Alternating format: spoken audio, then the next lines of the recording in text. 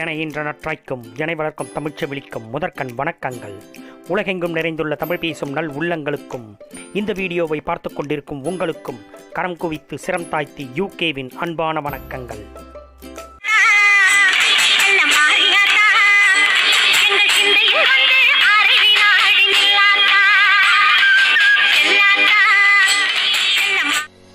தமிழகத்தில் ஆடி மாதம் என்றாலே கொண்டாட்டம்தான். ஆடி மாதம் தொடங்கினாலே கிராமங்கள் திருவிழாக்களால் களை கட்ட தொடங்கிவிடும். தெய்வீகம் பொருந்திய ஆடி மாதத்தில் ஆடி அமாவாசை, ஆடிப்பெருக்கு, அதாவது ஆடி 18, கிராமங்களில் கோயில் திருவிழா என விசேஷங்கள் நிறைந்ததாக மக்கள் மிகுந்த உற்சாகமாக இருக்கக்கூடிய ஒரு அற்புதமான மாதம். ஆடிப்பெருக்கு குறித்து சிலப்பதிகாரத்தில் குறிப்புகள் இருக்கின்றது. அதேபோல பல சங்க இலக்கியங்களில் ஆடி 18 குறித்து குறிப்புகளும் உள்ளன. ஆடிப்பட்டம் தேடி விதை என முன்னோர்கள் சொல்வது வழக்கம். சித்திரை, வைகாசி, ஆனி ஆகிய மாதங்களில் சுட்டெரித்த வெயில் குறைந்து இந்த மாதத்தில் பருவமழை பெய்வதும் ஆறு குளங்கள் தண்ணீரால் நிரம்பி பயிர்கள் செழிக்கக்கூடிய மாதம் என்பதால் இந்த மாதம் மிகவும் முக்கியத்துவம் வாய்ந்ததாக பார்க்கப்படுகிறது. புது வெள்ளம் பெருகுவதால் ஆடிப்பெருக்கு என முன்னோர்கள் இந்த தினத்தை மிகவும் கோலாகலமாக கொண்டாடி வருகின்றனர். தமிழர்கள் 18 என்ற எண்ணை மிகவும் புனிதமாக போற்றுகின்றனர். இலக்கியத்தில் 10 பாட்டு 8 தொகை என்ற 14 மேற்கணக்கு நூல்களும் 14 கீழ்கணக்கு நூல்களும், புராணங்கள், சித்தர் பாடல்கள், காப்பிய வர்ணனைகள் 18 என வகுத்தனர். ஆன்மீகத்தில் 18 என்ற எண் புனிதமானது. சபரிமலை ஐயப்பன் கோயிலின் படிகள் 18. காவேரி படித்துறைகளில் 18 படிகளைத்தான் அமைத்திருக்கிறார்கள். ஆடி 18ஆம் நாள் வெள்ளப்பெருக்கு அந்த 18ஆம் படியை தழுவி செல்கின்ற போது ஆடி 18 என்ற திருவிழாவை கொண்டாடுகிறோம். அதேபோல ஆடிப்பெருக்கு என்பது ஆடி மாதம் 18ஆம் நாள் கொண்டாடப்படும் பண்டிகை. கிராம பகுதிகளில் இதனை ஆடி 18ஆம் பெருக்கு என்றும் வழிபடுகின்றனர். நல்ல மழை பெய்து ஆறுகள் புது வெள்ளம் பெருகி ஓடி வரும் இந்த நாளில் ஆறுகளை வணங்கி புனித நீராடுவார்கள். ஆடிப்பெருக்கன்று செய்யும் செயல்கள் பல்கி பெருகும் என்பது ஐதீகம். ஆடிப்பெருக்கன்று விரதம் இருந்து இறைவனை வணங்குவதன் மூலம் செல்வம் பெருகும் என்பதும் நம்பிக்கை. இந்த ஆண்டு நல்ல மழை பெய்து ஆறுகளில் வெள்ளம் பெருக்கெடுத்துள்ளது என்றாலும் கொரோனா வைரஸ் பரவல் காரணமாக மக்கள் நீராட அனுமதிக்கப்படவில்லை என்பதால் நதிக்கரை, ஆற்றங்கரைகளில் பண்டிகைகள் களகட்டவில்லை.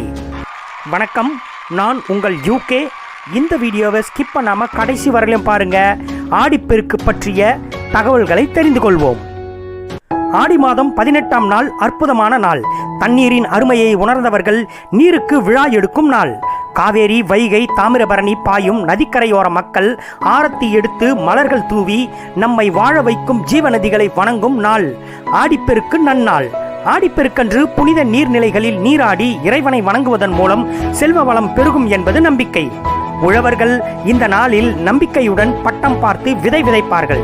இப்பொழுது நெல், கரும்பு முதலியவற்றை விதைத்தால்தான் அவர்கள் தை மாதத்தில் அறுவடை செய்ய முடியும். அதற்கு வற்றாத ஜீவநதிகளை தங்கள் கடவுளாக போற்றி மகிழ்ந்து பூசைகள் செய்து பின் உழவு வேலையை தொடங்குவார்கள். ஆடிப்பெருக்கு பற்றி மக்களிடையே உள்ள நம்பிக்கைகளை பற்றி இப்பொழுது பார்ப்போம். காவேரி அன்னை நீர் வழிபடத்தக்க இயற்கை பொருள். மழை நீர் ஒரு தெய்வம். குடகுமலையில் தலைக்காவேரி என்ற ஊரில் பிறக்கிறது காவேரி. இது ஊற்றாக ததும்பும் இடம் ஒரு சிறு அணைதான். அதை சுற்றி 4 அடி நீளமும் 4 அடி அகலமும் கொண்ட சதுரமான ஒரு தொட்டியை கட்டியிருக்கின்றனர். இந்த இடத்தில்தான் காவேரி தாய்க்கு பூஜைகள் நடைபெறுகின்றன. ஆடிப்பெருக்கன்று காவேரி தாயை வணங்கினால் ஆண்டு முழுவதும் குடும்பத்தை தீமை வராமல் காவேரி தாய் காப்பாள். குடும்பங்கள் செழிக்கும் என்பது ஐதீகம். ஆடிப்பெருக்கன்று காவேரியில் புனித நீராடுவது சிறப்பு. ஆடிப்பெருக்கன்று புனித நீராடி காவேரியை வணங்கினால் திருமணம் கைகூடி வரும், குழந்தை பாக்கியம் கிடைக்கும் என்பது நம்பிக்கை. திருமண வரம். ஆடிப்பெருக்கு நாளில் கன்னிப்பெண்கள் வழிபட்டால் சிறந்த கணவர் அமைவார் என்பது நம்பிக்கை. ஆடிப்பெருக்கன்று புது மணப்பெண்கள் புதிய மஞ்சள் கயிற்றை மாற்றிக்கொள்வார்கள். சுமங்கலி பெண்கள் தாலி பெருக்கி போடுவார்கள். இதன் மூலம் கணவரின் ஆயுள் அதிகமாகும் என்ற நம்பிக்கை. திருமணமான பெண்கள் குழந்தை பாக்கியம் வேண்டி வணங்குகின்றனர். மஞ்சள் சரடு படையல்.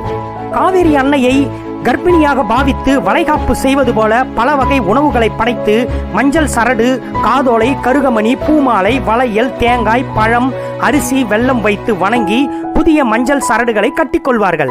ஆண்களும் தங்கள் கைகளில் மஞ்சள் சரடுகளை கட்டிக்கொள்வார்கள். சிலரது வீடுகளில் முளைப்பாரி வளர்த்து எடுத்து வந்து நீர்நிலைகளில் கரைத்து விடுவார்கள். காவிரி அன்னைக்கு வளைகாப்பு. நீண்ட நாட்களாக குழந்தை இல்லாத தம்பதிகள் தங்களுக்கு குழந்தை பாக்கியம் ஏற்பட ஆடிப்பெருக்கு நன்னாளில் காவேரி அன்னையை வழிபடுவார்கள்.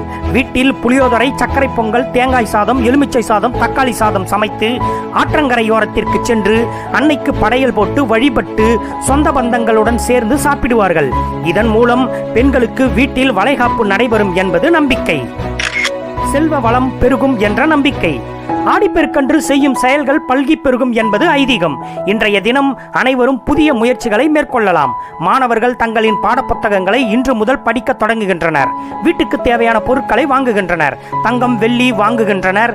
இன்றைய தினம் வீட்டை விட்டு வெளியே போக முடியாத சூழ்நிலை இருப்பதால் வீட்டின் பூஜை அறையில் தங்கம், வெள்ளி, காசுகள், நாணயங்களை வைத்து வணங்கி அதை பீரோவில் வைத்து செல்வ வளம் பெருகச் செய்யும் என்ற நம்பிக்கையும் உள்ளது. ஆடிப்பெருக்கு 2020. கடந்த ஆண்டு ஆடிப்பெருக்கு நாளில் ஆற்றில் தண்ணீர் வராமல் மக்கள் போர் தண்ணீரில் குளித்து காவேரியை வணங்கி வழிபட்டார்கள். இந்த ஆண்டு காவேரியில் தண்ணீர் பெருக்கெடுத்து ஓடுகிறது. ஆனாலும் புனித நீராட முடியவில்லையே என்ற கவலை இருக்கத்தான் செய்யும்.